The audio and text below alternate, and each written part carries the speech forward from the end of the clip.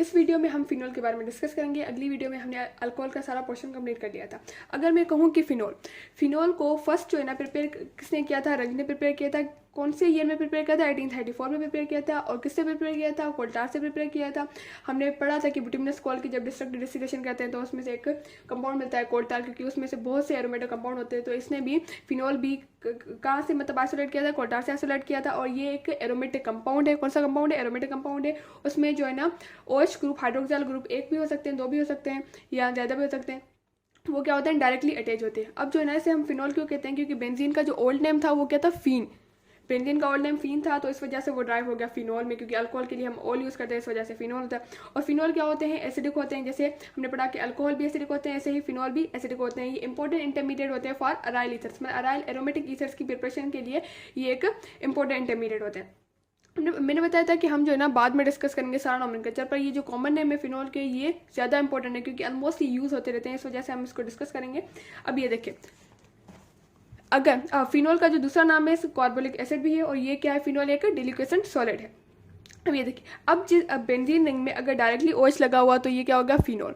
अब क्या होगा, अगर ये बेंजीन रिंग में अगर दो OH एडजेसेंट पे लगे हुए हैं तो इसे हम कहेंगे केटकोल। अब ये जो दूसरा OH है, अगर ये तीसरे कार्बन पे हो जाएगा तो ये क्या होगा, रिसोर्सिनोल। अगर ये लास्ट में आ जाएगा तो क्या बन जाएगा, हाइड्रोक्विनोन। अगर तीन OH डायरेक्टली अटैच हो तो इसे क्या कहेंगे, पायरोगिनोल।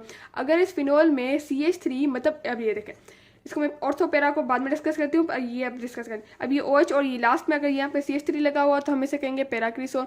अगर ये फिनोल में तीनों मतलब तीनों साइड में से या NO2 अगर नाइट्रो ग्रुप लग जाए तो इसे हम कहेंगे पिक्रिक एसिड। और अगर दो बेंजीन की रिंग हो तो हम इसे कहेंगे नेफ्थलीन। पर अगर ये OH लगा हो तो हमें कहेंगे नेफ्थोल। अगर ये फर्स्ट कार्बन पे लगा हो तो हमें कहेंगे अल्फा नेफ्थोल। अगर दूसरे कार्बन पे लगा हुआ तो हम इसे कहेंगे बीटा नेफ्थोल। अगर मैं डिस्कस करूँ, ये देखें सिंपली, यहाँ पे OH लगा हुआ है तो हम इसे कहेंगे कार्बोलिक एसिड, यहाँ जिसे हम कहेंगे फिनोल।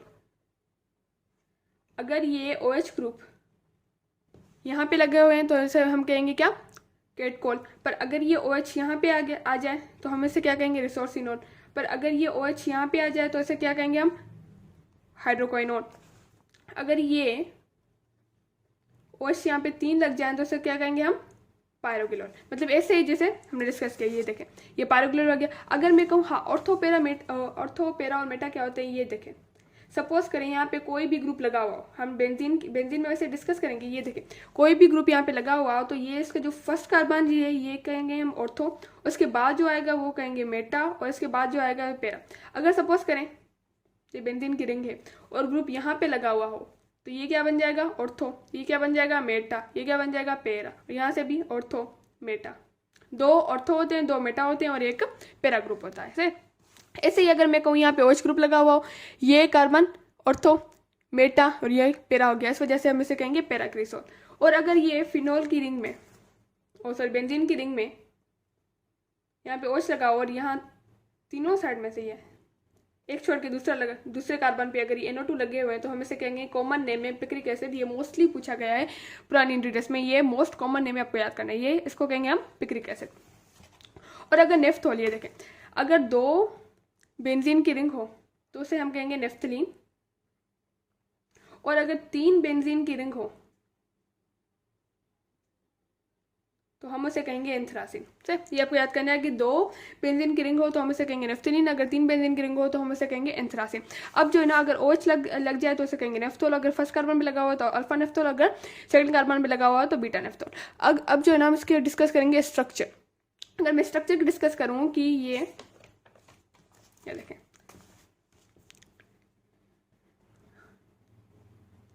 ये बेंजीन की रिंग हो गई, यहाँ पे ये कार्बन हो गया, और यहाँ पे ये OH ग्रुप लगा हुआ है। ठीक है, ये कार्बन और ऑक्सीजन, इसमें भी क्या होगा, ये जो कार्बन है एक होगा कार्बन ऑक्सीजन का बॉन्ड और दूसरा होगा ऑक्सीजन और हाइड्रोजन का बॉन्ड। इसमें जो कार्बन और ऑक्सीजन हाइड्रोजन की हाइब्रिडाइजेशन होगी, कार्बन की हाइब्रिडाइजेशन होगी यहाँ पे sp2, ऑक्सीजन की होगी sp3। कार्बनों की होगी sp2, ऑक्सीजन की होगी sp3 और हाइड्रोजन की तो ऐसी होता है, इसकी हैबिट ऐसी नहीं होती।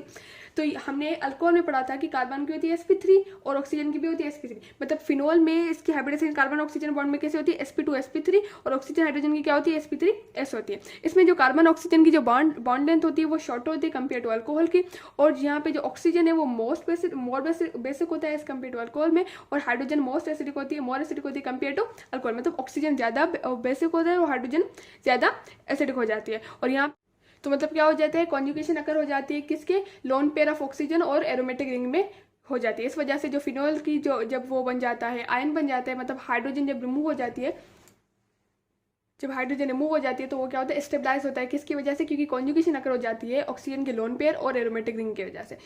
अब जो है ना हम डिस्कस करेंगे इसकी फिजिकल प्रॉपर्टीज़। अब फिजिकल प्रॉपर्टीज में क्या है कि ये जो वो फिनोल है, फिनोल क्या है, कलरलेस है। याद करना है कि फिनोल एक कलरलेस है, एक सॉलिड है और पॉइजनस सॉलिड है। ये पूछ सकता है कि फिनोल क्या है, सॉलिड है या लिक्विड है। मोस्टली जो है ना बच्चे कंफ्यूज हो जाता है कि फिनोल सॉलिड है या लिक्विड है। याद करना है कि फिनोल क्या है, सॉलिड है, और जो है ना पॉइजनस सॉलिड है, क्रिस्टलाइन है, कलरलेस है, और इसकी पिक्युलर फिनोलिक ऑर्डर होता है। कौन सा ऑर्डर होता है, फिनोलिक ऑर्डर होता है। और इसकी मेल्टिंग पॉइंट 41, ये भी याद करें क्योंकि ये आ सकती है और शायद ये पास सेंचुरी में आ भी चुकी है, एक सेंचुरी में।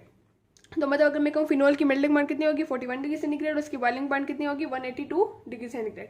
Melting point 41 degree centigrade, boiling point 182 degree centigrade. और जो है ना ये पिंक सॉल्यूशन देता है रूम टेम्परेचर। अगर मैं फिनोल को वाटर में डाल दूँ तो वो कौन सा कलर देता है, पिंक सॉल्यूशन देता है रूम टेम्परेचर पे और अबव 68.5। मतलब अगर मैं इसका टेम्परेचर 68.5 से ज़्यादा ले लूँ तो ये जो है ना फुली जो है ना सॉल्युबल होता है वाटर में।